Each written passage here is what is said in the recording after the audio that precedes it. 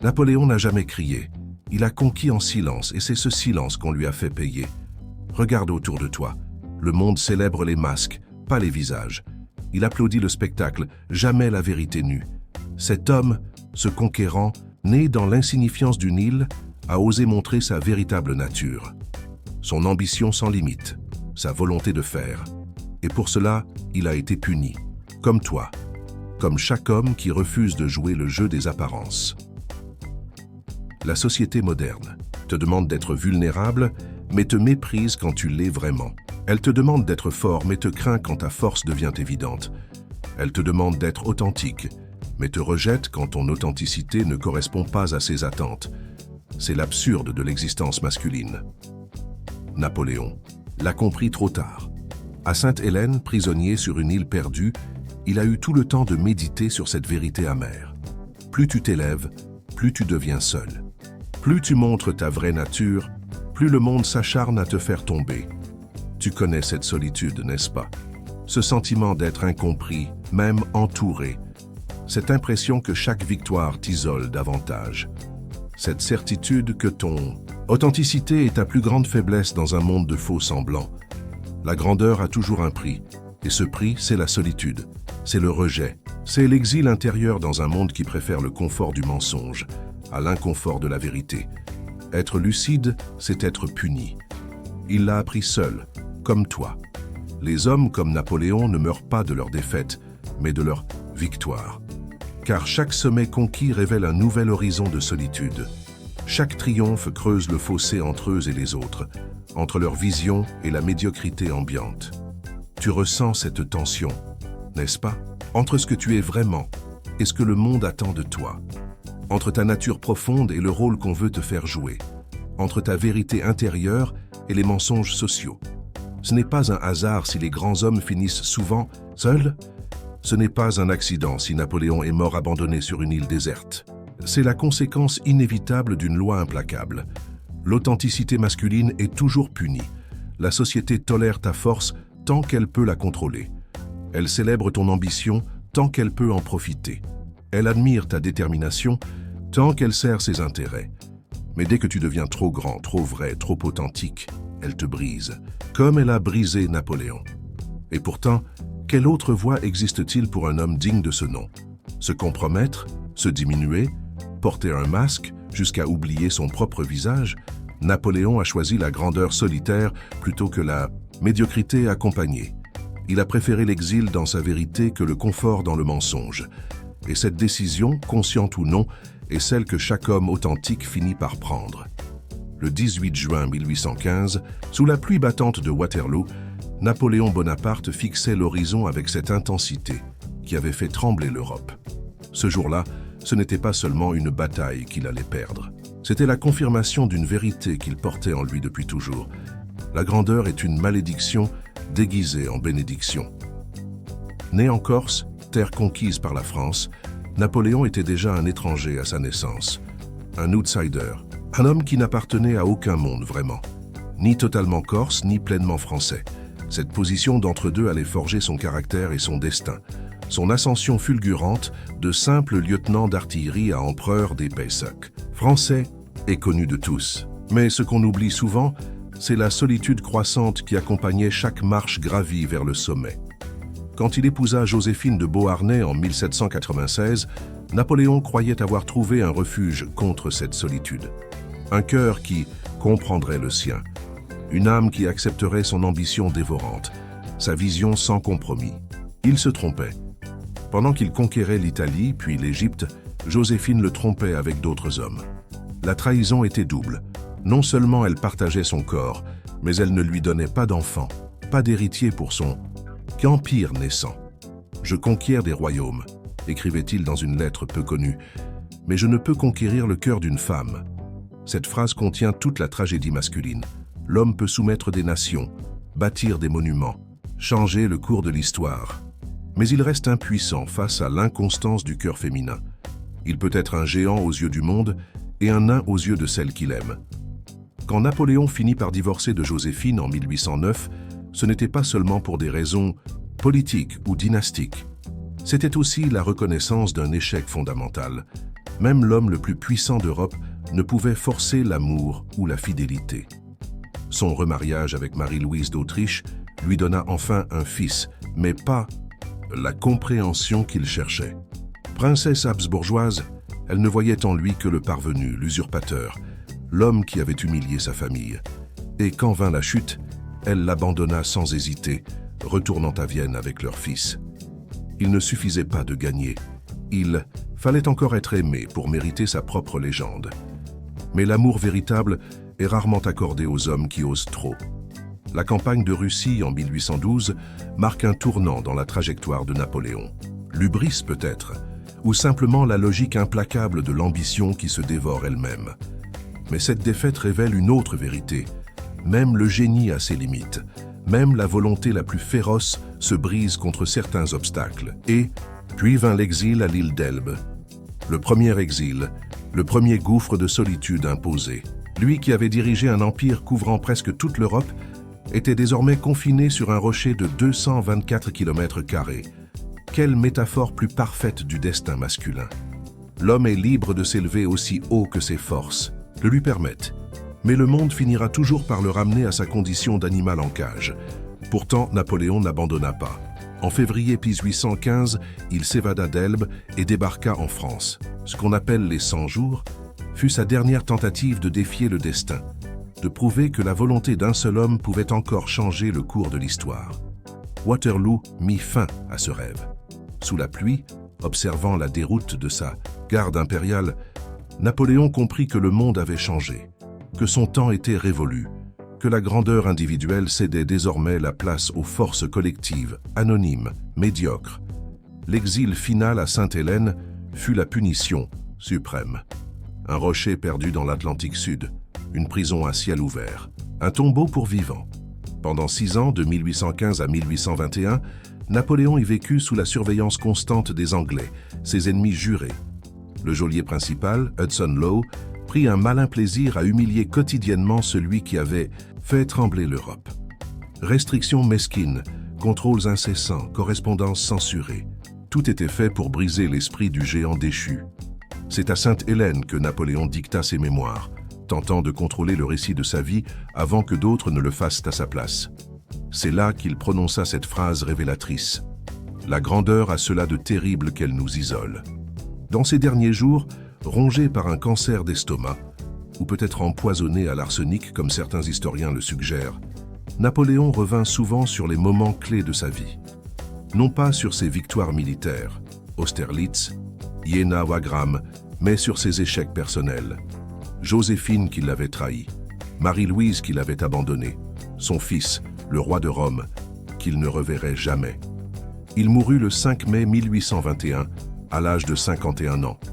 Ses derniers mots, selon la légende furent France armée, tête d'armée, Joséphine. Une fin qui résume toute sa vie.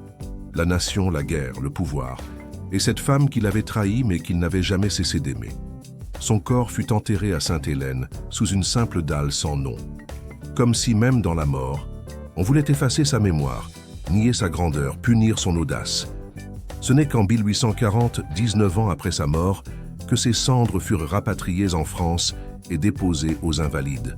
Une reconnaissance tardive, comme souvent pour les hommes qui ont osé trop grand.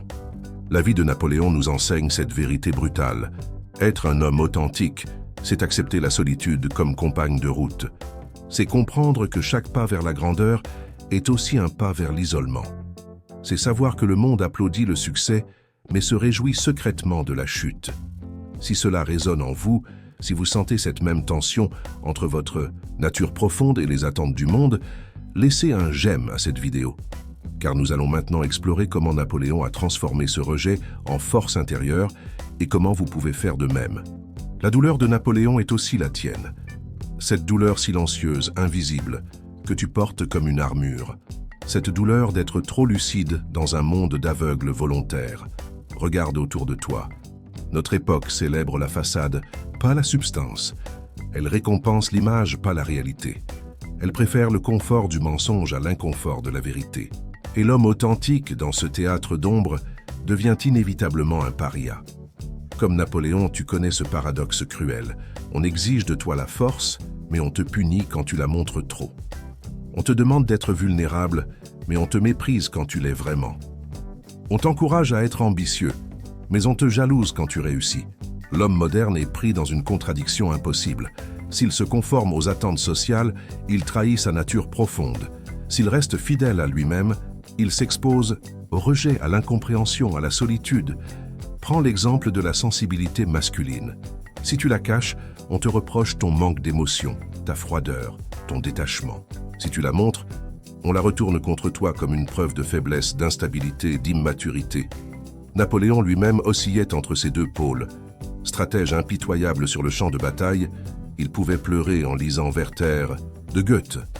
Capable d'envoyer des milliers d'hommes à la mort par calcul froid, il s'effondrait à la lecture d'une lettre de Joséphine. Cette dualité, cette tension entre force et sensibilité est le lot de chaque homme authentique. Et comme Napoléon, tu découvres que ni l'un ni l'autre de ces aspects n'est véritablement accepté par la société. Si tu réussis professionnellement, on questionne tes méthodes, on minimise tes efforts, on attribue ton succès à la chance ou au privilège. Si tu échoues, on te refuse le droit à la faiblesse, à l'erreur, à l'apprentissage. Un homme doit réussir, dit-on, sans préciser qu'il doit aussi rester dans les limites du confortable, du prévisible, du contrôlable. Napoléon a dépassé ses limites. Il a poussé son ambition jusqu'à ses conséquences ultimes. Et pour cela, il a été puni, exilé, effacé. Non pas tant pour ses actions que pour l'audace même de son être. Car c'est bien de cela qu'il s'agit, une punition existentielle, une condamnation de l'être, pas seulement du faire. Pense à tes propres expériences. Ces moments où tu as senti qu'on te rejetait, non pas pour ce que tu avais fait, mais pour ce que tu étais. Ces situations où tu as compris que ton authenticité même était perçue comme une menace, une provocation, une offense. Dans tes relations amoureuses, combien de fois as-tu entendu qu'on voulait un homme vrai, sensible, à l'écoute, pour découvrir ensuite que ces qualités, une fois manifestées, devenaient des motifs de distance, de méfiance, de désintérêt? Combien de fois as-tu été encouragé à partager tes doutes, tes peurs, tes faiblesses, pour constater ensuite que cette vulnérabilité était utilisée contre toi, stockée comme une arme pour les conflits futurs? C'est ce que Napoléon a vécu avec Joséphine, lui qui lui écrivait des lettres d'amour enflammées depuis les champs de bataille d'Italie, lui qui lui ouvrait son cœur, partageait ses rêves, exposait ses craintes. Et elle qui le trompait, le trahissait, se moquait peut-être même de cette sensibilité qu'il n'osait montrer qu'à elle. La douleur masculine moderne est là, dans cette impossibilité d'être pleinement soi-même sans en payer le prix. Dans cette obligation de choisir entre l'authenticité solitaire ou l'acceptation dans le mensonge. Regarde les hommes qui t'entourent. Combien portent un masque en permanence? Combien jouent un rôle qu'ils n'ont pas choisi? Combien n'ont renoncé à leur vérité intérieure pour un peu de paix sociale, un peu de reconnaissance, un peu d'amour conditionnel, et observe ceux qui ont refusé ce marché. Ceux qui, comme Napoléon, ont choisi de vivre selon leur vision, leur vérité, leur nature profonde. Où sont-ils? Souvent seuls, souvent incompris, souvent étiquetés comme difficiles, toxiques, problématiques. Cette solitude a un goût amer. Elle est le prix de la lucidité, le coût de l'authenticité, la rançon de la grandeur. Napoléon l'a comprise trop tard, peut-être. Sur son rocher de Sainte-Hélène, surveillé par ses geôliers anglais, il a eu tout le temps de méditer sur cette vérité. Le monde ne pardonne pas à ceux qui refusent ses chaînes, même invisibles. Mais cette compréhension, aussi douloureuse soit-elle, est aussi une libération, car elle permet de faire un choix en connaissance de cause, accepter la solitude comme le prix de l'authenticité ou accepter le mensonge comme le prix de l'appartenance.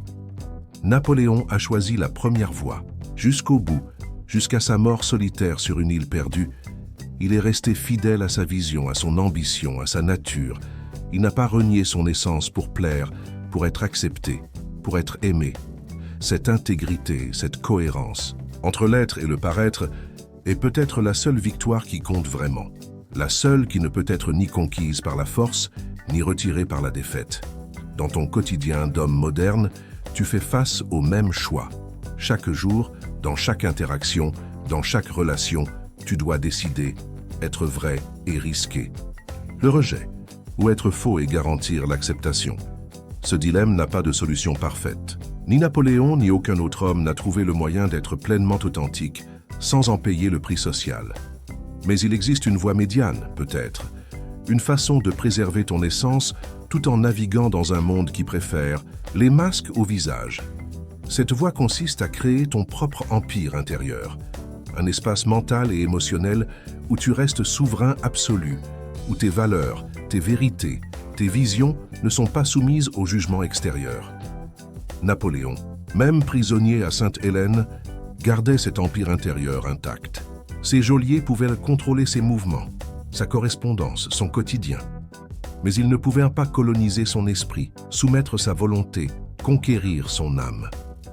C'est peut-être la leçon la plus précieuse qu'il nous a laissée.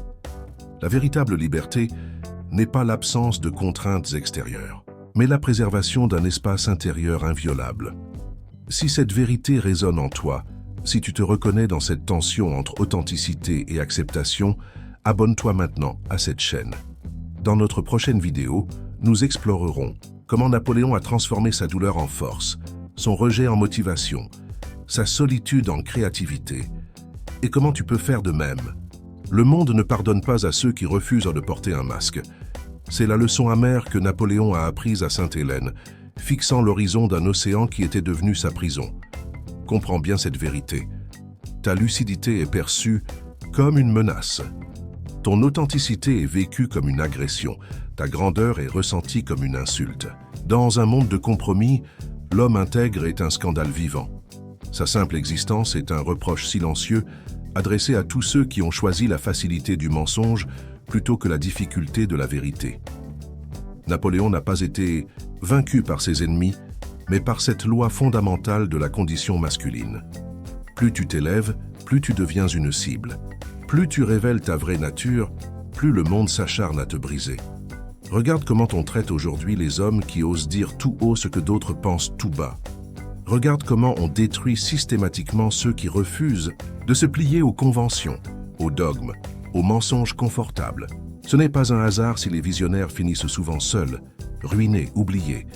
Ce n'est pas un accident si les hommes authentiques sont régulièrement punis pour leur refus de jouer le jeu social. La grandeur n'est pas mesurée par la gloire, mais par la quantité de solitude qu'elle exige. Et cette solitude, Napoléon l'a connue dans toute son intensité. Lui qui avait commandé à des millions d'hommes est mort, entouré de quelques fidèles seulement. Lui qui avait régné sur un empire couvrant la moitié de l'Europe a fini ses jours dans une maison humide et inconfortable d'une île perdue. Cette trajectoire est symbolique de toute existence masculine authentique, l'ascension fulgurante suivie de la chute brutale. Non pas parce que l'échec est inévitable, mais parce que le succès lui-même devient la source de l'isolement.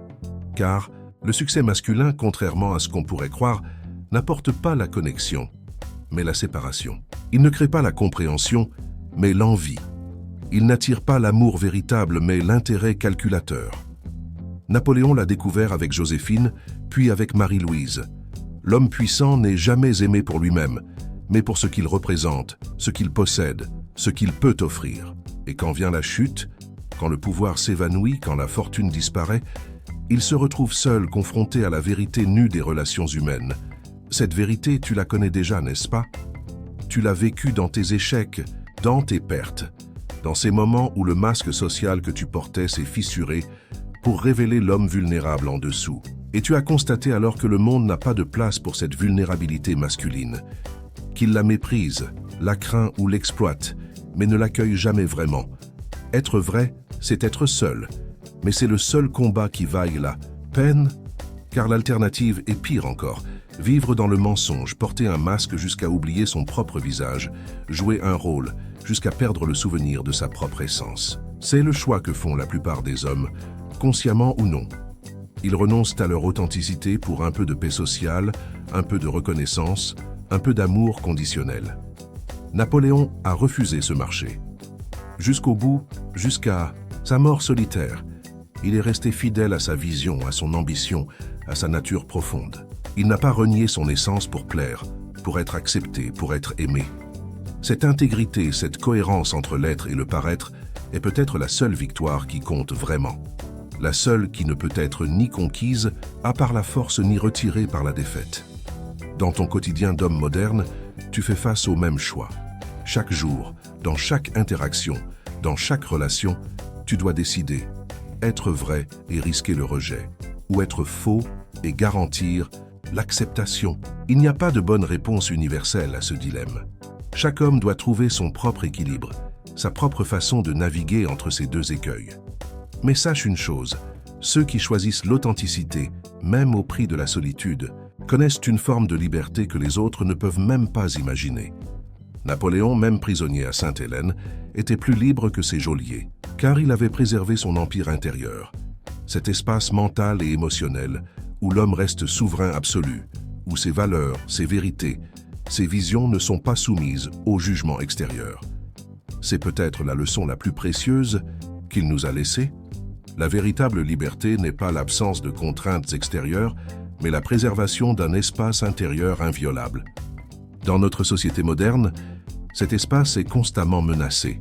Les médias sociaux, la culture de la surveillance, l'injonction permanente à se conformer, à s'adapter, à se normaliser, tout conspire à coloniser ton esprit, à soumettre ta volonté, à conquérir ton âme.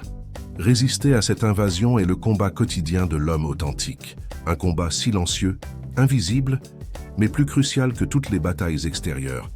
Car si tu perds cet espace intérieur, tu te perds toi-même. Si tu abandonnes ce territoire sacré, tu n'es plus qu'une coquille vide, un acteur sans profondeur, un personnage sans substance. Napoléon a perdu son empire terrestre, mais a préservé son empire intérieur jusqu'à son dernier souffle. C'est pourquoi, 2 siècles après sa mort, il continue de fasciner, d'inspirer, de provoquer. Non pas parce qu'il était parfait, il était pétri de contradictions, d'erreurs, de faiblesses comme tout homme, mais parce qu'il était authentique, parce qu'il a vécu selon sa vision, son ambition, sa nature profonde, sans compromis essentiel. Cette authenticité a un prix, toujours.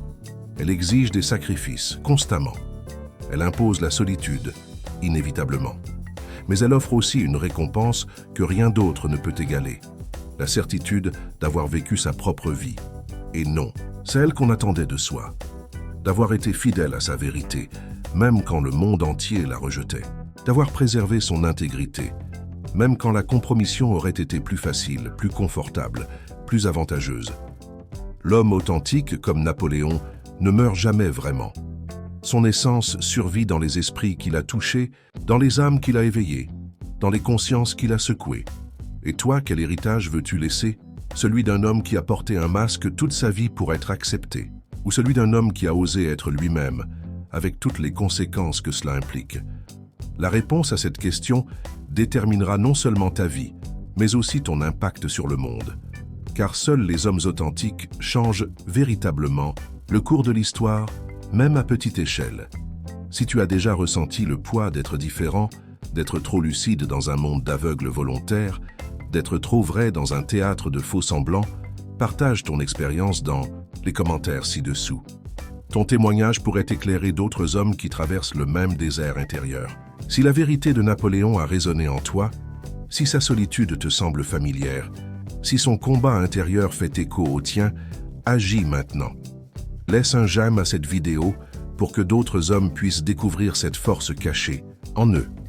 Chaque pouce levé est un phare dans la nuit pour ceux qui se croient seuls dans leur authenticité. Abonne-toi à cette chaîne pour continuer à explorer les vérités que personne n'ose dire sur la condition masculine moderne. Notre prochaine vidéo révélera comment transformer la solitude en puissance créatrice. Active la cloche pour ne manquer aucune révélation qui pourrait changer ta perception de toi-même et du monde. Commente ci-dessous. Quelle vérité as-tu payé au prix de la solitude? Quel masque as-tu refusé de porter? Ton histoire pourrait inspirer notre prochaine analyse. Partage cette vidéo avec un homme qui a besoin d'entendre qu'il n'est pas seul dans sa lucidité, dans son refus des compromissions essentielles, dans sa quête d'authenticité. La grandeur a un prix. La vérité exige des sacrifices, mais elles offrent une liberté que la majorité ne connaîtra jamais.